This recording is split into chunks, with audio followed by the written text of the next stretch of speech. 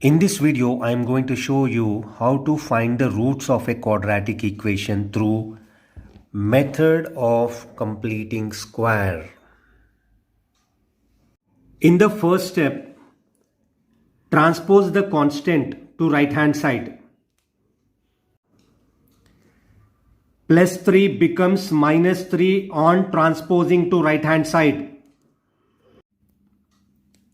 In the second step, we should try to get rid of x square coefficient.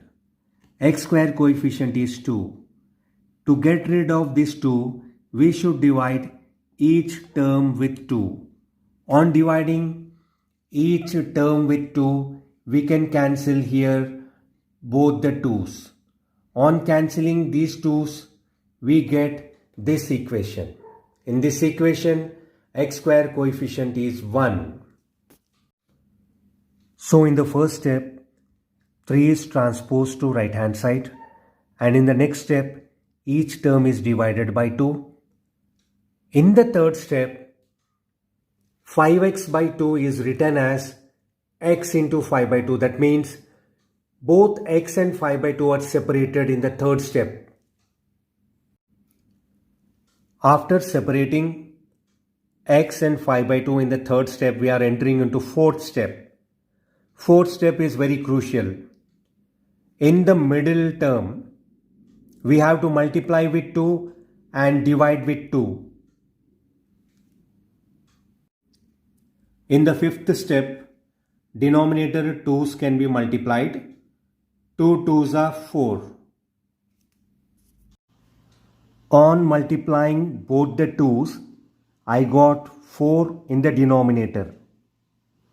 Now, whole left hand side is in the form of a square minus 2ab, where a is equal to x, b is equal to 5 by 4.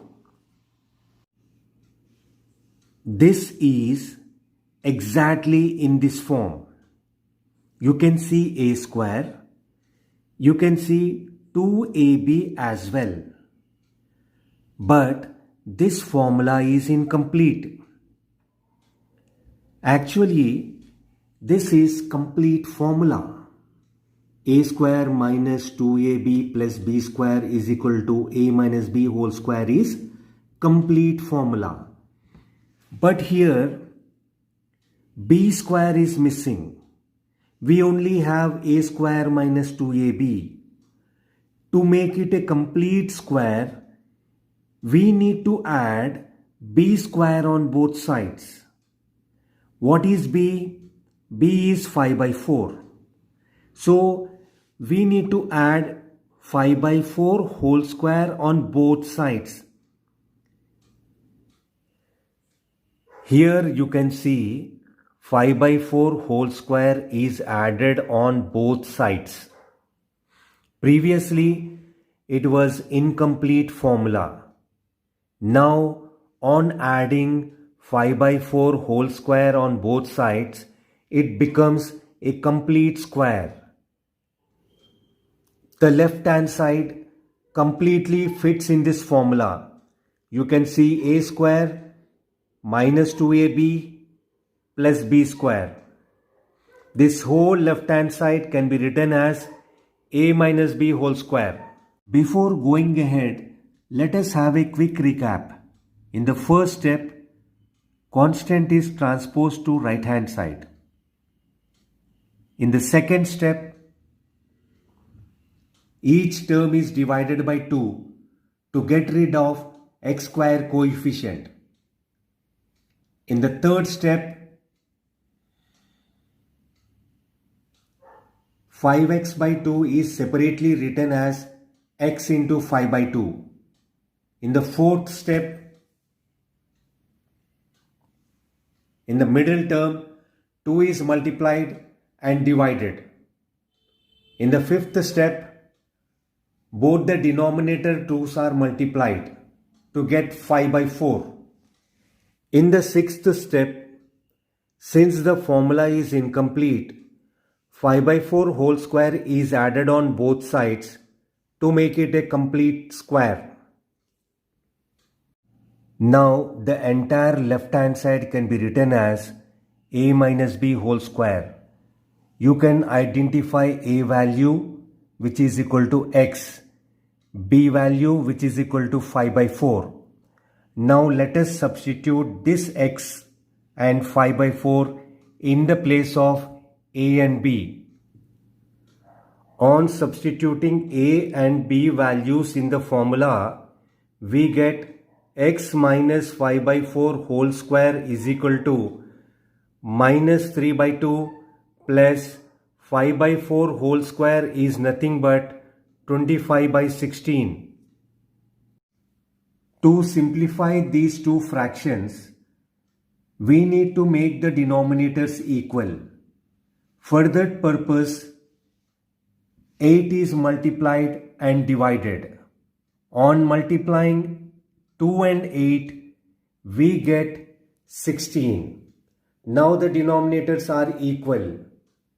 Moreover, 8 into minus 3 is minus 24.